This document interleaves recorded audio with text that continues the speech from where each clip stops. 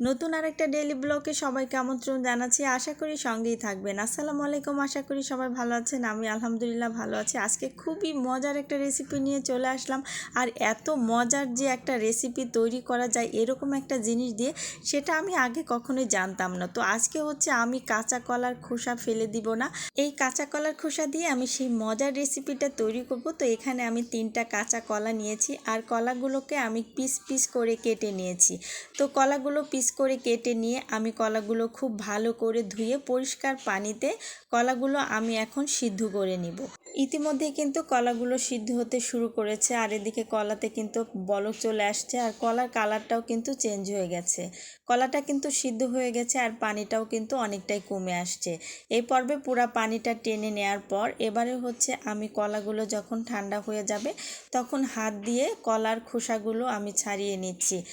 ঠান্ডা হওয়ার পর এই কাজটা করবেন, অবশ্য গরম থাকতে এটা কখনোই করতে যাবেন না, তাহলে কিন্তু হাতে অনেকটা ভাপ লাগবে। সবগুলো কলা থেকে আমি খোসা ছাড়িয়ে নিয়েছি। এবারে হচ্ছে সিদ্ধ কলা দিয়ে আমি কলাটা ভর্তা করে ফেলবো।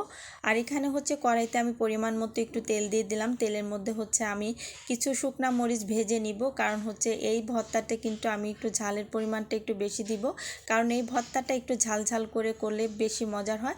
আপনারাও ইচ্ছা করলে ঝালের পরিমাণটা একটু কম করে দিতে পারেন। শুকনা মরিচটা ভাজা হয়ে গেছে, মরিচটা আমি তুলে নিলাম। এবারে অবশিষ্ট তেলের মধ্যে আমি কয়েক কোয়া রসুন ভেজে নিব। আর এই ভর্তাতে রসুনটা দিলে বেশি মজার হয়, এই কারণে। আর এর ফ্লেভারটা তো অসম্ভব ভালো লাগে, এই কারণে হালকা একটু ভাজা হলে এর মধ্যে এখন আমি পেঁয়াজ কুচি দিয়ে দিচ্ছি। ভর্তাতে কিন্তু পেঁয়াজের পরিমাণটাও একটু বেশি দিতে হবে, এই কারণে এখানে আমি বড় সাইজের 2টা পেঁয়াজ কুচি করে কেটে রসুনের সাথে হালকা ব্রাউন কালার করে ভেজে নিলাম। এবারে হচ্ছে এর মধ্যে আমি কয়েকটা চিংড়ি মাছ দিলাম। ভর্তাতে কিন্তু চিংড়ি মাছটা দিলেও হয়, না দিলেও হয়, তবে স্বাদটা বেশি বাড়ানোর জন্য আমি এখানে কয়েকটা চিংড়ি মাছ দিয়ে দিলাম। আর চিংড়ি মাছ ছাড়াও কিন্তু এই ভর্তাটা অনেক মজার হয়। তো এখানে হচ্ছে চিংড়ি মাছ, পেঁয়াজ আর রসুনটা আমি খুব ভালো করে একটু ভেজে নিব। দেখতেই পাচ্ছেন অনেক সুন্দর একটা কালার হয়েছে, সুন্দর একটা গোল্ডেন কালার হয়েছে।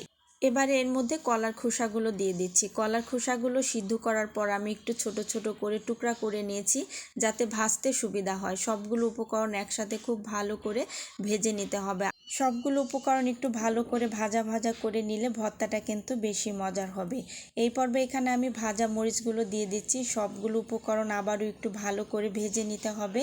এই পর্বে কলার খোসাগুলো কিন্তু ভালো করে ভাজা হয়ে গেছে। এবারে আমি চুলা থেকে নামিয়ে নিচ্ছি। একটু ঠান্ডা হওয়ার পর এই ভর্তাটা আজকে আমি শিলপাটাতে তৈরি করব। এই ভর্তাটা অনেকেই ব্লান্ডারে করে থাকে, কিন্তু আমার কাছে ব্লান্ডারের চাইতে শিলপাটাতে ভর্তা বানালেই বেশি মজার হয়। তো আমি সবগুলো উপকরণ একসাথে শিলপাটাতে পিষে নিচ্ছি।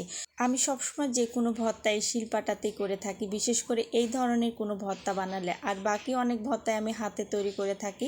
আর ভর্তার রেসিপিগুলো আমার কাছে বানাতে ভীষণ ভালো লাগে। নতুন নতুন ভর্তার আইটেম আমি সবসময়ই বানানোর চেষ্টা করে থাকি। সবগুলো কলার খোসা খুব ভালো করে মিহি করে বেটে নিয়েছি। দেখতেই পাচ্ছেন সবগুলো কলার খোসা কিন্তু আমি বেটে নিয়েছি।